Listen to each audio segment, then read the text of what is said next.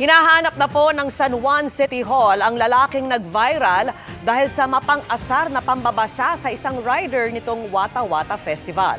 Sa dami ng mga nakisali sa basaan ng piyesta ng San Juan, isang tao ang pinakatumatak sa isip ng publiko dahil sa mapang-asar na ginawa niya sa isang rider na ginamitan niya ng water gun. Siya ngayon ang nagiging muka ng Wata Wata Festival at nakakalungkot at nakakagalit. Gustong makausap ni Mayor Francis Zamora ang residente ng kanilang lungsod na ilang araw nang viral dahil sa kanyang ginawa. Pinapahanap na niya ito sa kapitan ng kanilang barangay. Patawag ko siya at kakausapin ko siya personally. Sisiguraduhin ko na matuto sila ng leksyon.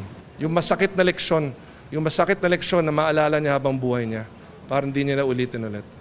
Paano ba yan, Gar? Hinahanap ka na. Pakita ka na, Gar. Gar, hinahanap ka na ni Mayor.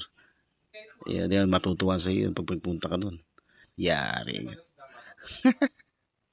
Yari na, Gar. Yari na, Gar.